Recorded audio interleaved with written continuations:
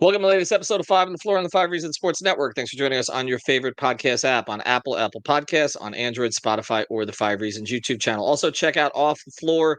That's our Discord server, $2.99 per month. Get off of Elon's Twitter, X, whatever it is he's calling it these days. Just talk Heat with us and others who follow the team. Also, you get the updates from us first, the inside information first, and you can suggest episodes. Just $2.99 per month. It's less than your latte. Check it out. Again, link right here in the description. Also, check out the great sponsors of the Five Reasons Sports Network. That includes Prize Picks. Use the code 5. They got a great new promotion. Put down $5. They give you 50 to play right away. Legal in the state of Florida. Football season is back. They've got a Caleb Williams prop every single week. This man just has to throw for one passing yard, and you win that square. Pair it with something else across the sports spectrum. Two, I can tell you, is 268.5 passing yards for the Sunday game against Jacksonville. If you like it, play it over. I think Tyreek is 98.5 passing yards. It's gone up 9 in the past week, but that still might be playable. So check it out. I'm playing Justin Jefferson over 83.5. PrizePicks.com. Use the code FIVE.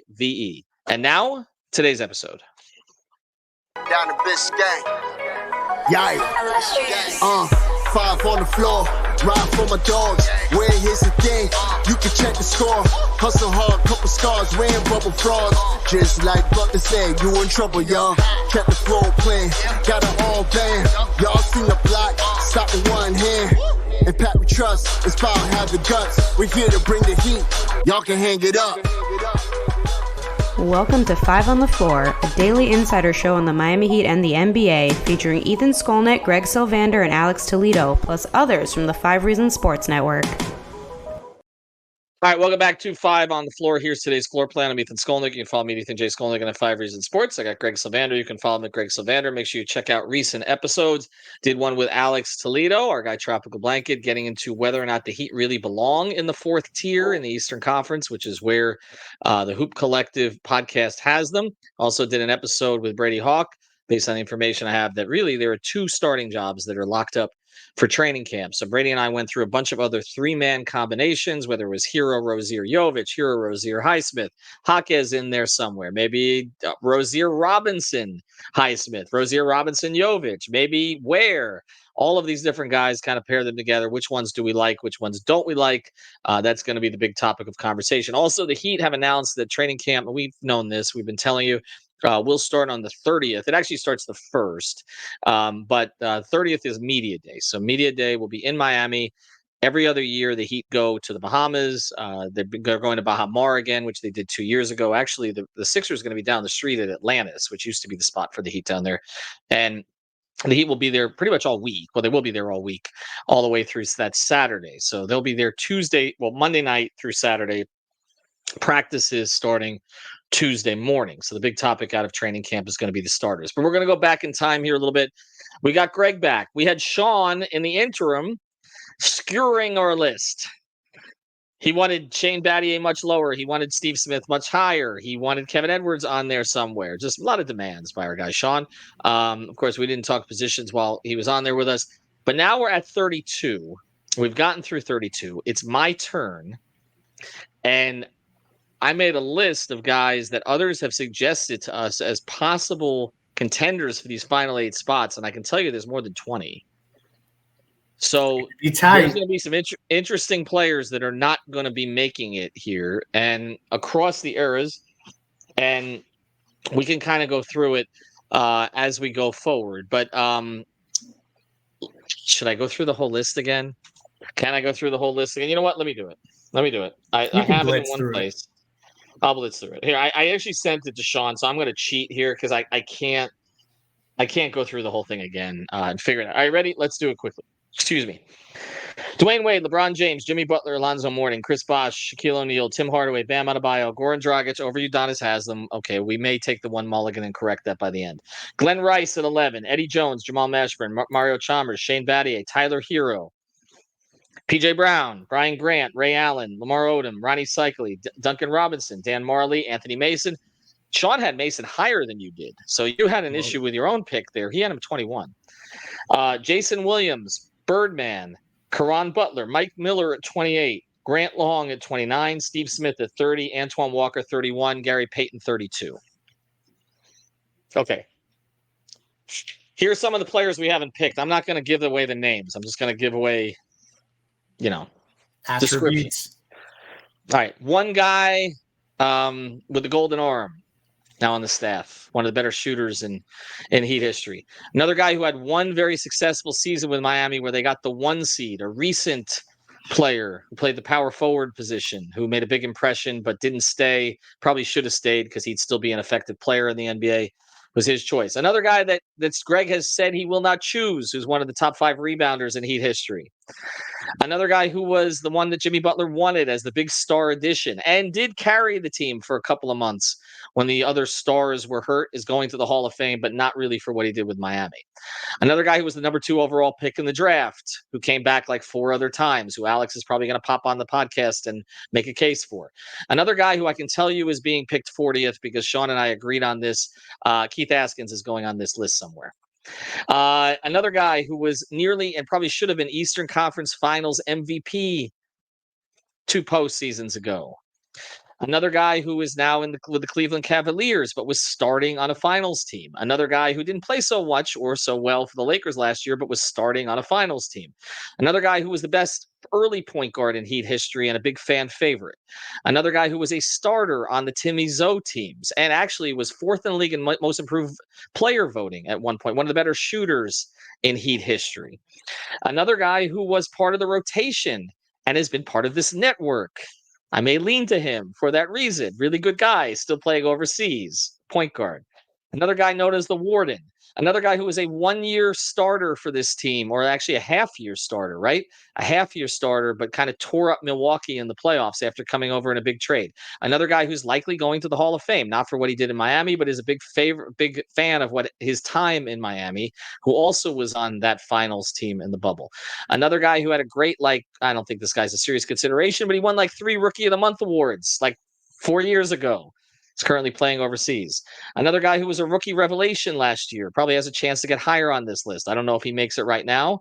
Another guy who was one of the better defenders in Heat history until Pat Riley came out and said he was the 29th best offensive small forward in the league, and so he went and took less money from San Antonio and won championships. And another guy who's my choice at 33. I'm taking James Posey. Kind of feel like he could have gone ahead of the 2 guys we just picked. Agreed. Team in 06. And I can't let it get too far away from them because it's really hard to separate the contributions of Walker, Posey, and Payton. I kind of group them together. I think we made the right choice putting Jay Will a little higher.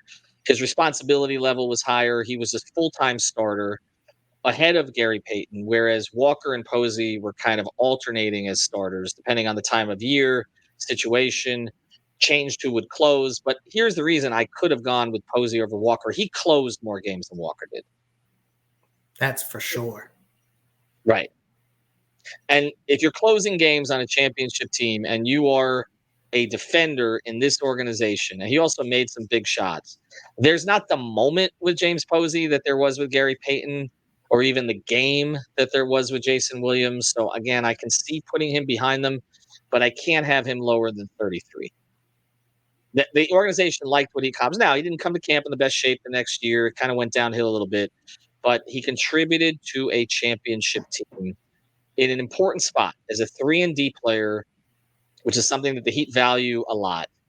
And I looked at him, I looked at Bowen, but Bruce contributed in that way after Miami. Miami helped make him. They made him a functional role player and one of the better defenders in the league, because again, he was a guy who bounced around. They sort of molded that, but then it really blossomed in San Antonio. Posey's defining moment, yes, he had moments in Boston on a championship team, by the way, a couple years later, was one of their core bench guys. But he won the first title in Miami. He was a core contributor. I'm going with James Posey at 33. I think it's the right choice. Pre-show, we were kind of reviewing how how the show would go, and we both kind of said, "Whoa, Posey's not on the list yet." So he's right where he should be. This is where it gets difficult because like you said, there's probably 20 guys to choose from, and we're trying to trim down this list now. So for me, it becomes about like you have to think through what teams will you never forget in Heat history, and then what players contributed for those teams. What teams achieved the most and who was on those teams of the remaining players. There's a little bit of the sentimental factor. Keith Askins could be a pick at any of these last spots, and I would be totally fine with it. So that is in play. But to me, it comes down to if you can remember moments, if they were part of teams that you'll remember for the rest of your life. That's what narrows the list down for me. You went with James Posey. It gets really difficult from here. For me, though, I think next up is going to be, and I don't know, this may be a little controversial that he makes the list because there were some moments where he had a lot of frustrating sequences, catching the ball, not finishing. But Joel Anthony, the Warden, was a player that contributed during the best era of Miami Heat basketball. And he's a guy that Spo trusted to a degree. I mean, when you think about the big three forming initially, it was like Rio, Joel Anthony was maybe the next guy that got signed on a vet minimum before they started building out the rest of the team. It's like basically the only two guys that you knew were going to be there when they started to build that. For me, I feel like he built up equity during those runs, even though they ended up really maximizing that team when he took a lesser role. But in that in the season where they played OKC, so what would that be? In 2011, 2012, he played 20 minutes a game on a championship team. For me, that fits the bill to make the top 40. Well, he was the only big they really could count on in the first year of the big three. They kept coming back to him, and they brought in Ilgauskas. Remember, they signed Dampier. Remember, that's when they let Stackhouse go. They tried Jamal McGlure, big cat, big favorite of a lot of us in the media. Good guy, not a huge contributor on the court. Former All-Star, by the way. But Joel was the guy, and here's why I think the Joel selection is justified. First thing, I think all the rotation guys from the big three teams should get on. So I'm giving away something here. But the other thing is, I remember vividly being in Washington, D.C., and being at Georgetown. We were there for shoot around. And the way it used to work, you didn't get Ubers. You waited for a taxi. So we were waiting up at the top for a taxi, and essentially the bus was taking the Heat away. And then they were going to play at the arena in downtown in Chinatown later that night. And on the way back we were waiting for a taxi. We got the Woj bomb. Joel Anthony has been traded. And it was basically a cash giveaway, essentially. And the way it was put to me was LeBron woke up from his nap and saw this and was not happy. Okay. And that night, we were Fiorita. Look it up. They gave up 71 points in the first half. Like, they were angry about it. And I remember walking into the locker room after the game. I can't remember if they came back and won or not, but I don't think they did. Came into that locker room after the game, and LeBron was shaking his head, and he was still steaming about the situation. And that, everybody talks about the Mike Miller one. The Joel Anthony one really pissed the players off. Again, there was reasons to do it, but if it pissed the players off that much, they knew he was valuable to that team. It's a great story, by the way.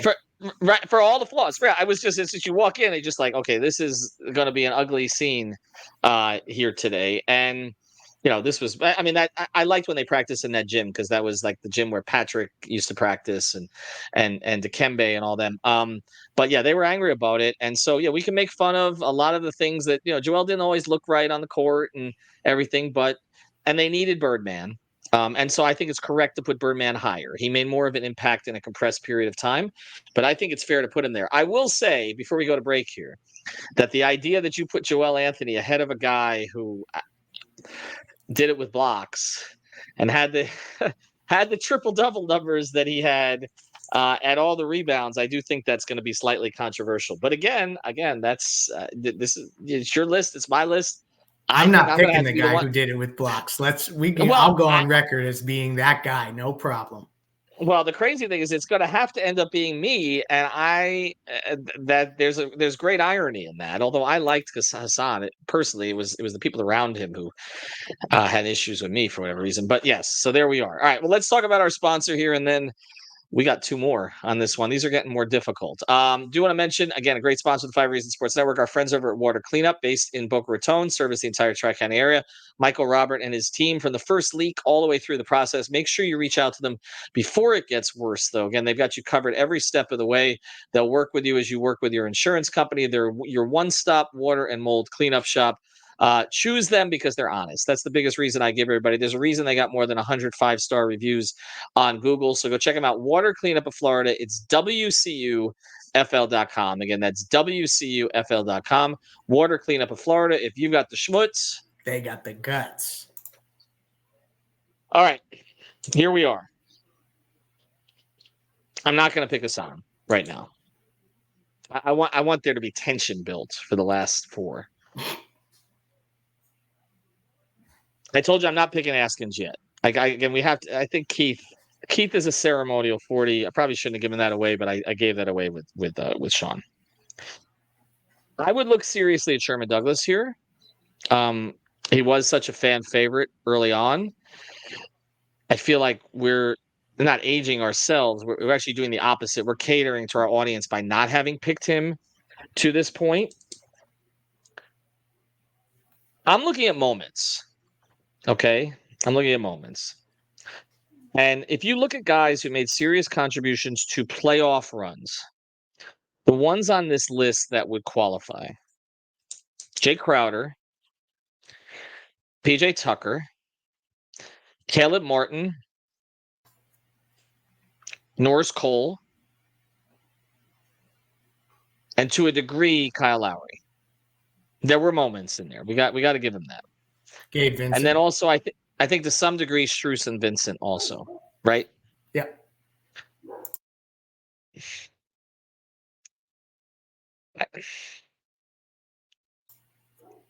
Caleb Martin went into Boston and made threes in Marcus Smart's face. I mean, this is a guy who they were looking at to be like essentially roster fodder, back end of the rotation at most. And he stepped forward in a huge way in that series. He was, for large portions of the series against their primary rival, the best player on the floor. Right? And I know it didn't go as well the next season. I get it. But I'm sorry, like, that's worth something. Like, I'm looking at the rest of these guys. I'm saying, okay, Crowder, great run, shot Milwaukee out of it. Didn't play as well the last two series. People don't remember that. But didn't stay. So he wasn't here as long.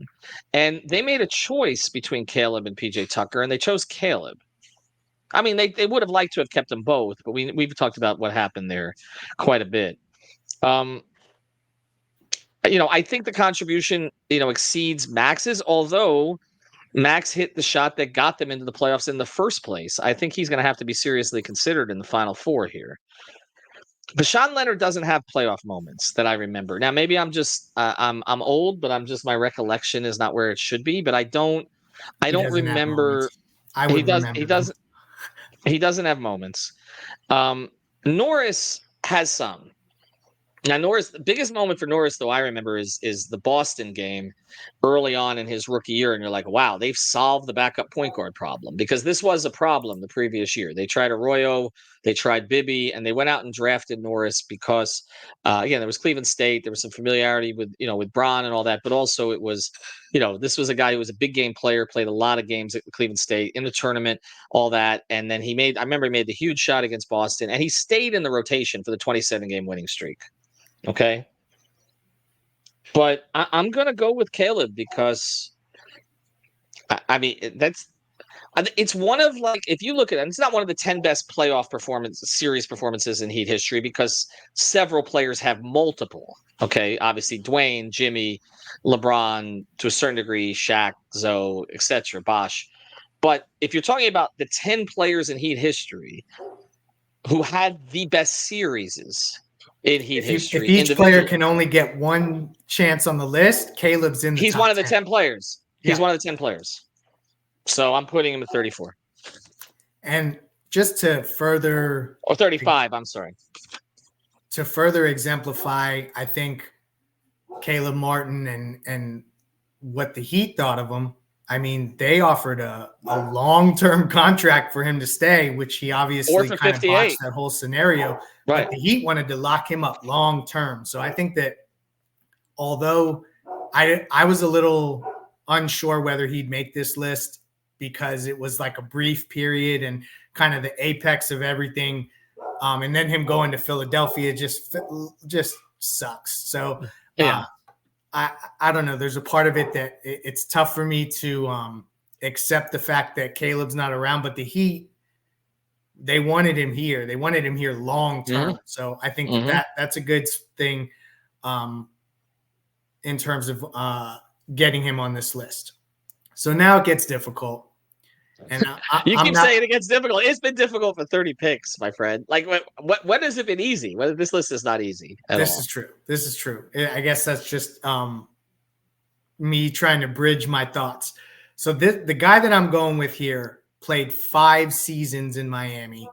This is pre-Riley, and he was in their early years one of their most dependable players, a guy that averaged double-digit 14 points in the Heat's inaugural season, was a kind of do-it-all guard for them early on, probably could have contributed to more winning. Like, that's the one downside to it. But I'm going Kevin Edwards. I think he deserves to make the list. And he was early on in the very early years. You talked about Cycli in the front court, and it was Kevin Edwards in the back court. All the other guys kind of I'm talking before Glenn Rice and Steve Smith, even like in the really early years. That was kind of it. Rory Sparrow had a little bit of a moment early on in the very first year, but Kevin Edwards was kind of the overall guard that you could point to from those very early inaugural years. So I think he deserves to make the list. And I think Sean very much agrees with you, and most Heat fans are going to be like, who? But because he kind of it wasn't that he came out of nowhere, it's that there was more hype around Cycli. So, and then Sherm, right? And so it became more about those guys. And I'm a little surprised we haven't tabbed Douglas yet. But because I feel like he was more of a fan favorite than Edwards was. And made an all-rookie team too. He did. And people were very upset that he was dispatched. That was for those of us old enough to remember, that was those who cared about the team. It wasn't like this. It wasn't Twitter or anything like that, but people were unhappy about it. But Kevin Edwards was right. He was the solid guy on that group, and he was a good defender too. Like, that's the other thing. He was a good defender. He could score for you.